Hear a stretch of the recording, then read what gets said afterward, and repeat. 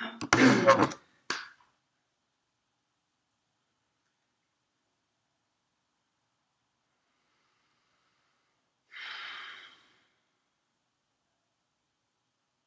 morning and welcome to another day of Guru Mantra Meditation. I'm Cyan.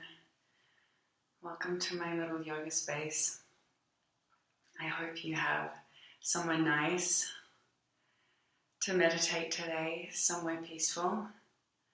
Welcome everybody on this Saturday morning. Hey Belle. Hi Emma.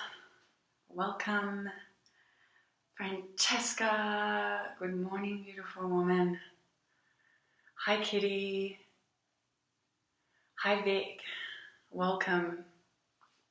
Welcome on Facebook and Instagram, everybody. It feels like such an autumnal day here in Melbourne.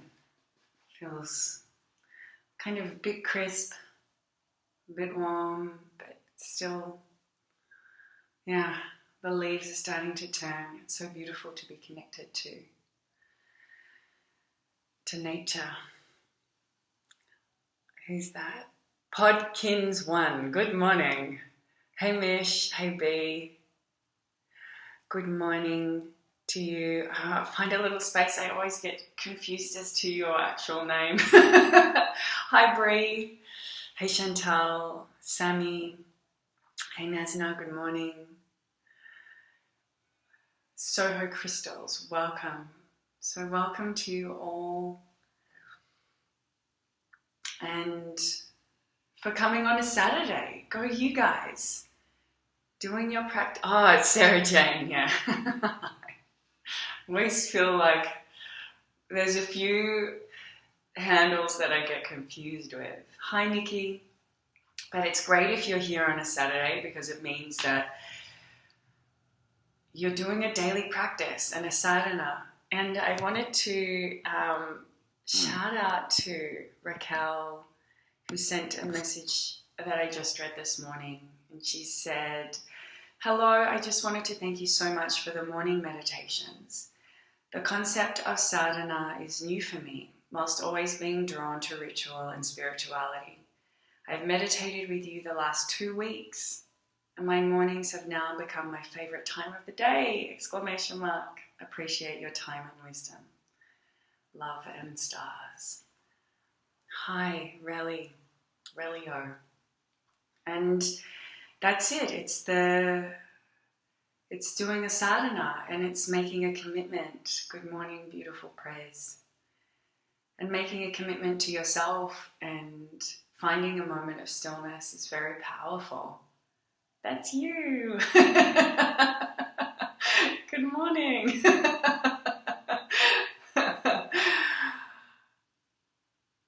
And also I had another one from Francesca after we did the Satsang.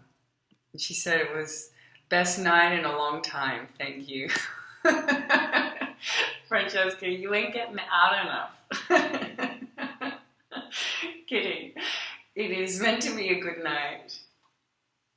You've been doing them for over a week and you love them. Your favourite part of the day. Thank you. That's so great to hear. Good morning to everyone. And I wanted to talk a little bit this morning about that. Thanks, Fran.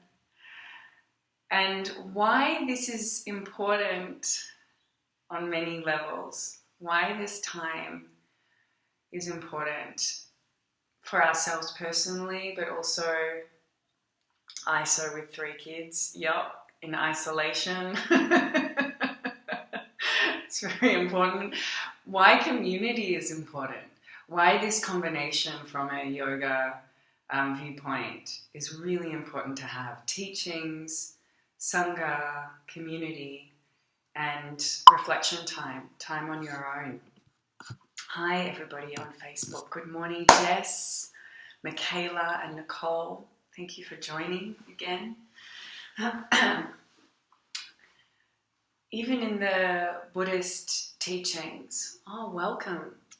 Your first time, welcome. That's fantastic. We've been doing these now for about 5 weeks, and some people are really have become regular pretty much every day. You can put a little wave out if you've been in it from the start and are joining most days. I know there's quite a few of you, but welcome to all of the new people.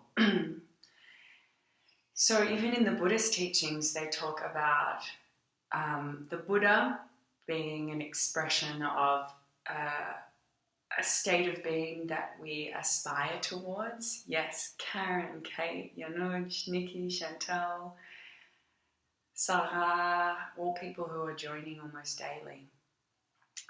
So they talk about the Buddha, the Dharma, which is the teaching, and the Sangha.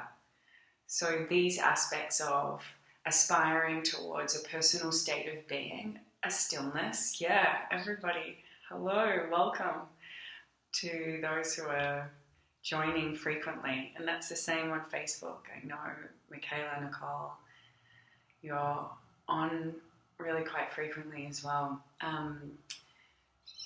The Buddha, the Dharma, and the Sangha, and that personal reflective moment that is really important. That is our sadhana, our meditation time. The Dharma, which is the teachings. So this moment where we come together in Satsang. The other night, we had a Satsang on the membership side that we've just started up. And we do a small Satsang here in the mornings. And the Sangha, which the Sangha is the word for community. And that's what this is about. And all of these things are really important when we begin this path, because when we begin, it's like anything when we first start. There is a tenuous nature to our capacity to continue. A new habit, for example, is really hard to get used to. So I know that for a lot of people, the thought of sitting down every day feels almost impossible to meditate. Like, I can't do it, I don't have time. So this kind of early stage, even when we start to move beyond that, when we have our own practice, good morning, Amy. Even when we have our own daily practice that is even a little more solid, there is still a sense that we need to protect this burgeoning spiritual self, this new state of being, because that's what we're doing. We're creating a new state of consciousness every time we meditate, every time we read a book on the sutras, yoga, karma, whatever you're into. And when we connect with community, we start to build or fortify what it is that we're slowly creating. But it's important that we do surround ourselves with these kind of positive influences as much as possible, especially in the early stages. Now, I still, I've been 20 years meditating, but I still know that I need to surround myself with positive influences. That means a positive group of people who align with what I am kind of aspiring towards. So other yogis, people who are positive, people who understand the teachings. I ensure that I'm surrounded by people like that.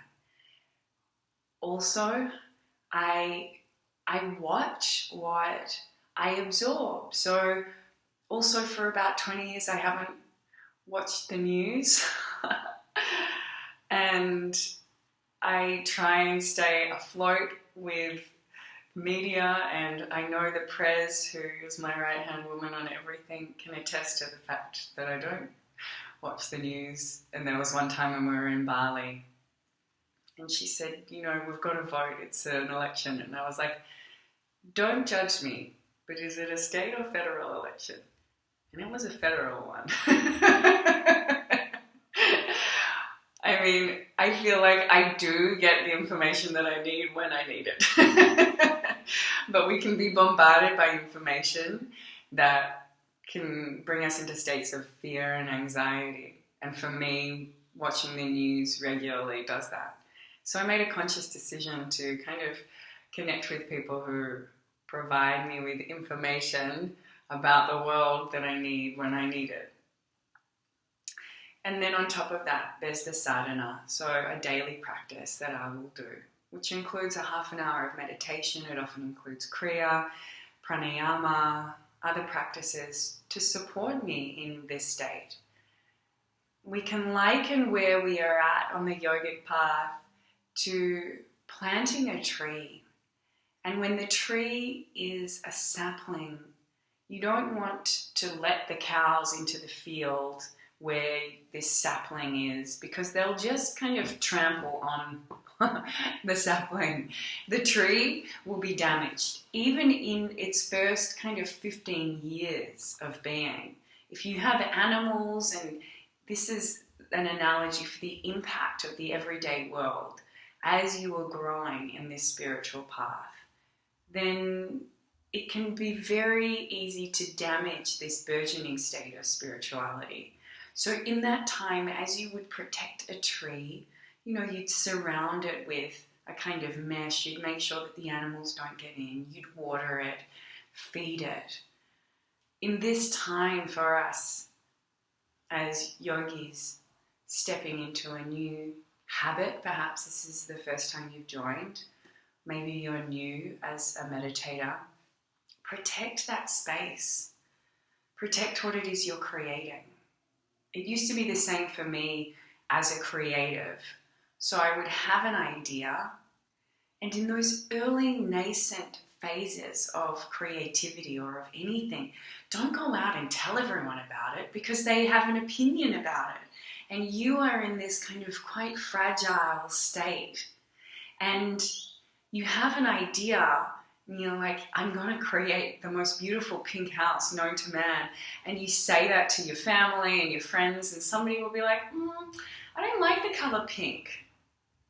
And you start to think, and you're right, maybe I shouldn't do it. Maybe pink is a bad idea for a color for a house. And the same goes for our yoga practice. We don't necessarily have to go out, tell everyone what we're doing. You don't have to start to, as I mentioned yesterday, proselytize and let everybody know that you're meditating, especially in the early stages. You don't talk about your practice unless people ask about it, Sava. Yes, and that is a really, I think that is a really important thing when we're on this journey, because people will have their opinions and it can knock us down really easily, especially when they're people that you care about. But it can also be people you don't know can have a weird opinion about meditation or yoga, and it can knock you off your path. So, for me now, I feel as though I could step into probably most situations and feel very comfortable in talking about the kind of work that I do. I can talk about meditation and yoga to most people, even the most hardened, conservative being. I feel quite comfortable now, but it has taken a long time for that to happen.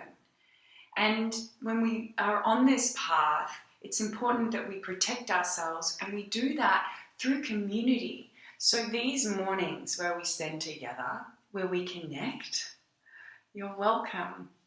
We connect together and we fortify ourselves. There are other people out there doing this work. There's other people out there who are interested in spirituality and ritual and stillness and creating a deep connection with the self and yoga. And this fortifies ourselves and our practice. So I encourage you as much as possible now to really surround yourself with as many of these positive influences as possible. So that is positive people, community, Sangha, that's what it's called, the Sangha. Surround yourself with that. This is what I've tried to create as much as possible with the Light Collective. And also do it through what you bring into your consciousness. The books that you read, what you absorb visually, through movies, what you talk about with people. Keep it positive and supporting what you're doing right now. Great, thanks. I'm glad you enjoy these chats. This is also important. This is the Dharma. So this is, listen to podcasts that are by spiritual teachers or YouTube and kind of keep supporting this state that you're doing and have a daily practice. So meditate every day. Do your yoga whenever you can. Do breath work if you can. All of these things support you until one day you are this kind of very strong oak tree and you can step a little more into all of the challenging situations. Yes, thank you, Emma. Great, I'm glad. Because it's not to say that you will never have to step into a challenging situation again. Just perhaps at the start of the journey or when you're feeling fragile or, the first few years at least, kind of encourage this positivity. Encourage all of that will help support you on the yogic path. And then when you're ready, yes, hang out with alcoholics and drug addicts and, step into the fire, live in Manhattan and do all the hard things and test yourself. Yes, when in that moment when you're really strong and it happens, it's this idea of stepping into the fire. You can start to challenge yourself. This is when you really start to burn away your karma and start to release from these old patterns and habits.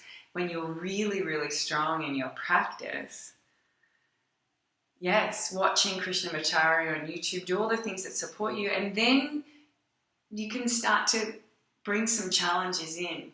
But, be careful when you ask for the challenges. This is when real growth starts to happen, and this can come later in your practice. For now, really keep yourself like a child, like a baby in this way, protected and held on this path. It's the toolbox that you can always turn to. Can I please cover opinions more? What does that mean, B? So I will begin now the meditation with this in mind. I just wanted to share with you today this idea of the Sangha and the importance of community and why we do this work together as much as we do it separately, and why I love getting all of your questions and comments. So let's begin. Find your comfortable seat. Perhaps you're lying, maybe you need a little stretch or twist. Monday I will reveal the meaning of the mantra. But for today, let's sit in the experience of it.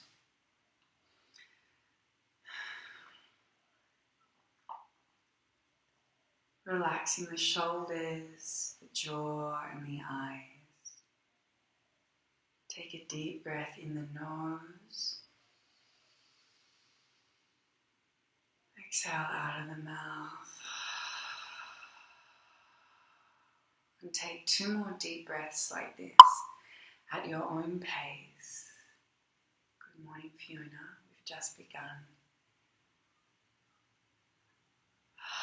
And let the breath settle you into presence.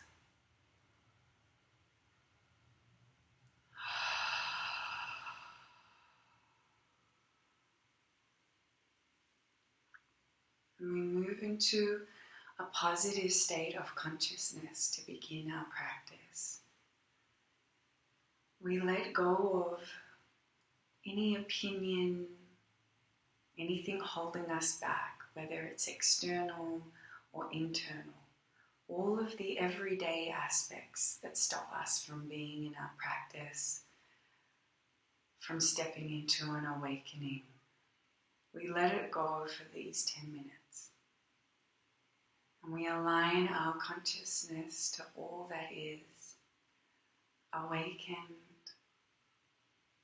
all that is positive, all that is divine.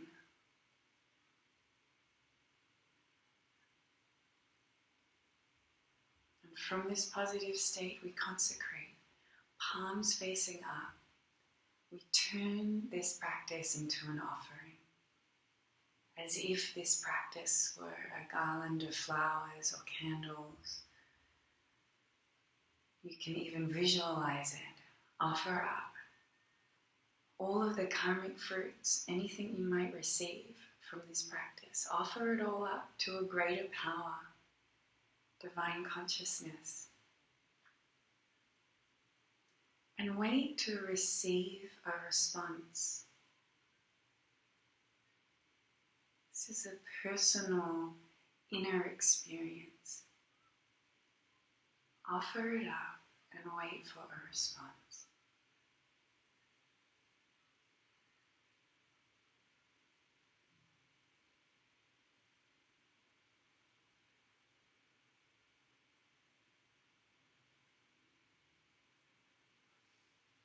And we rest our hands down. And we begin our practice of Guru Mantra. This is the use of mantra to focus the mind. These mantras are thousands of years old, gifted to us only in the last 100 years, once secret, now public. You're welcome to say this mantra internally, or you can chant it with me out aloud. We work with the mantra Om, So, Hum, and we'll chant this mantra. We start loud and slowly decrease in volume until we come to silence. Join in with me whenever you're ready. Om So Hum.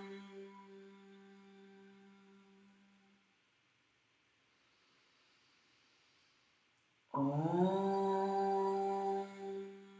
So Hum.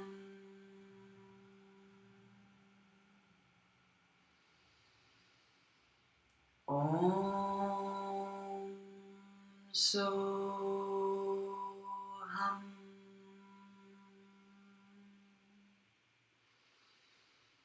Om So Hum.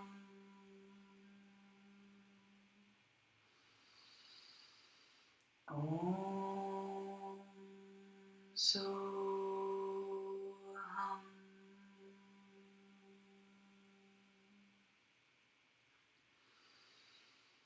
Om So Hum.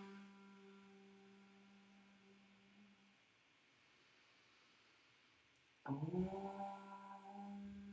So Hum.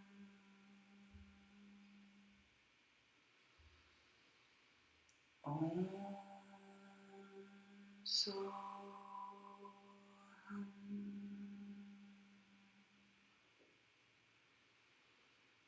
Om So Hum. Let it become a whisper. Om So Hum.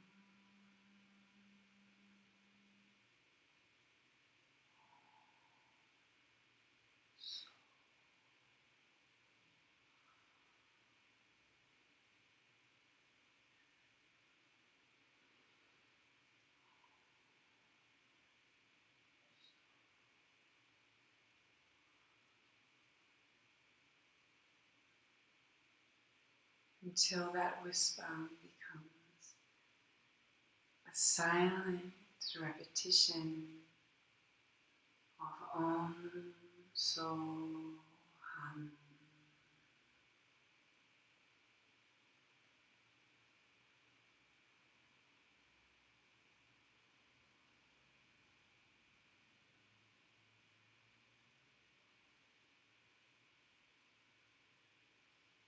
Allowing the mind to be absorbed by the mantra.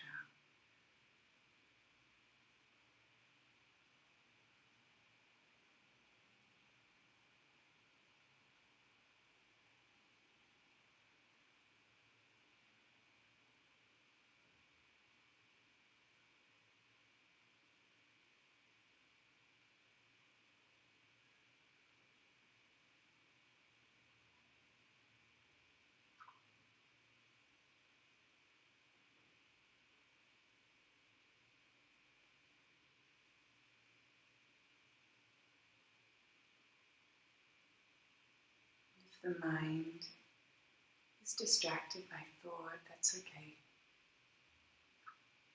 Be gentle and draw yourself back into the mantra. Om So Hum.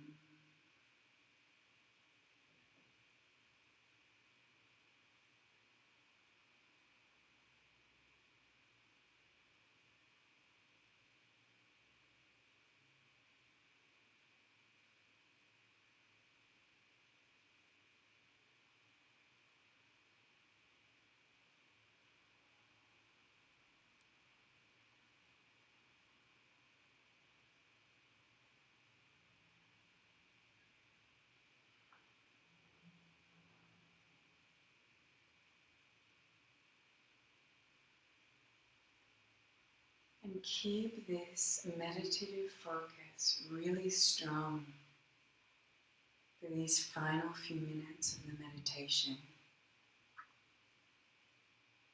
Om So Hum,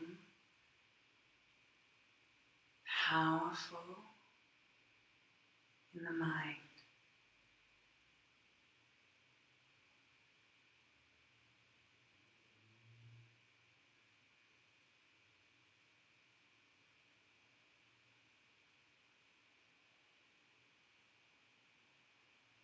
Train your awareness, focus, dharana, on the mantra. Om So Hum.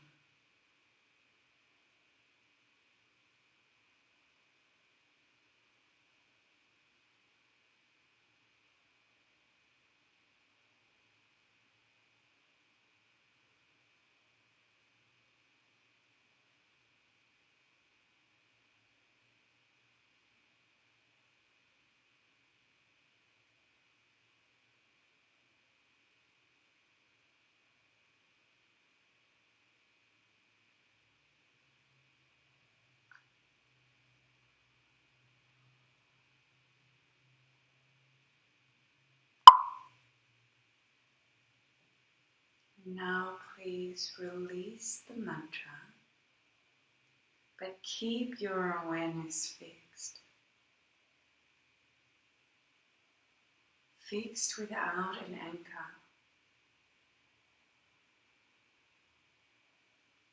The awareness, perhaps able to experience a state of void or deep expansion.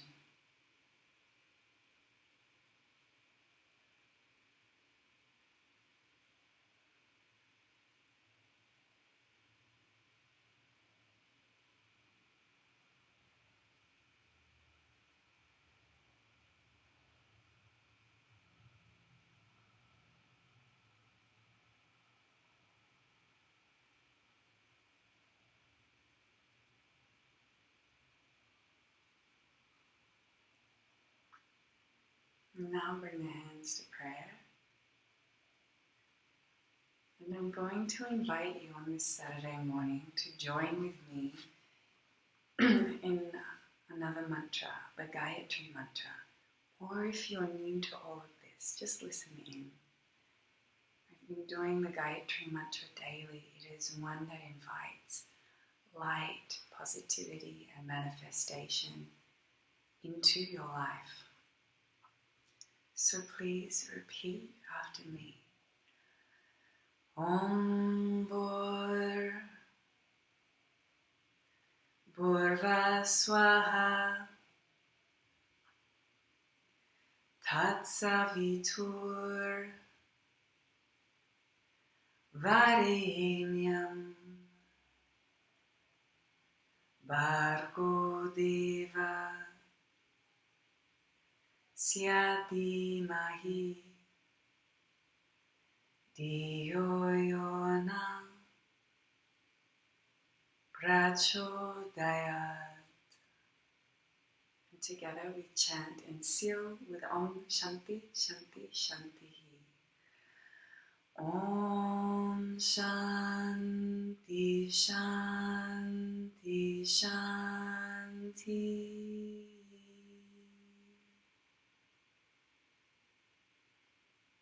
Bringing the thumbs to the third eye and gently bowing forward to the depths of your consciousness, the light and the beauty that resides within you, that guides you forward to that light, that depth, that beauty that you feel in yourself. We acknowledge in the Sangha, the community, that each and every one of those people who joined us this morning all have that same experience. And we honor that by bowing and saying, Namaste, Namaste.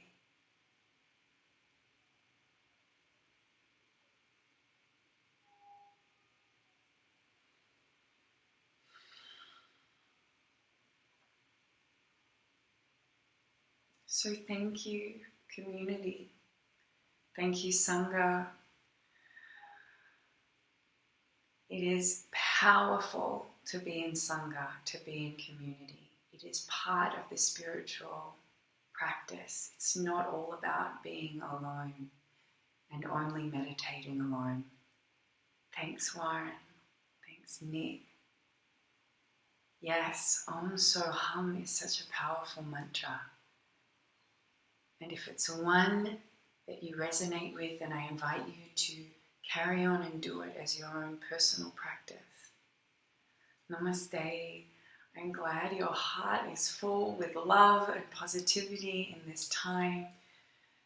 Thanks, Legend, Bree out there, keeping it real. And Nat, I love our mornings too.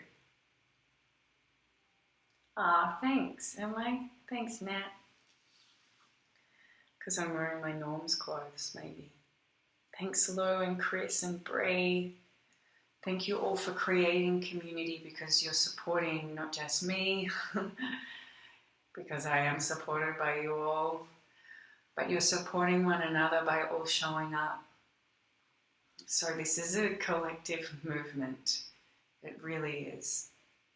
It's really important we have this time together in practice. We can't do it all on our own.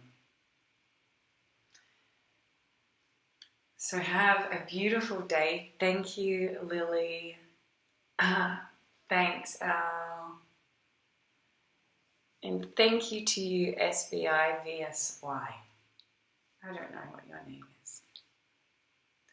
Thanks, Hesna. Have a beautiful day, everybody.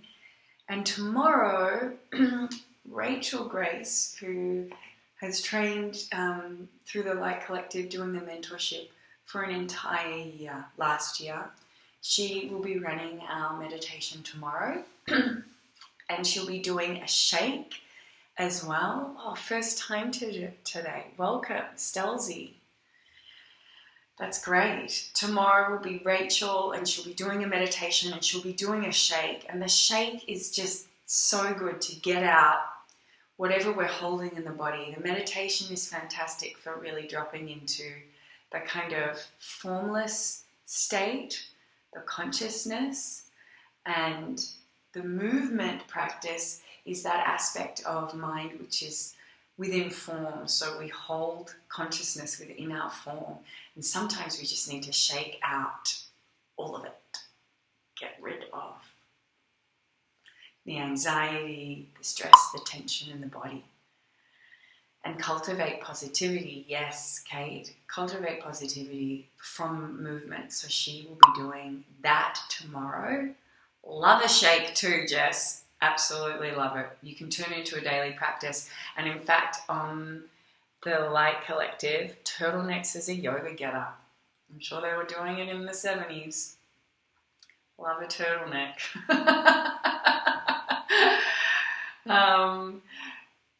Yes, we're going to be creating shaking practices on the Light Collective membership space as well. And they're going to be with different teachers, with different music, and each of them is going to have a different flavor. So some will be joyous, some will be intense, some are going to be light, some will be feminine. So that's something exciting that we're creating on the Light Collective membership space as well, which is awesome.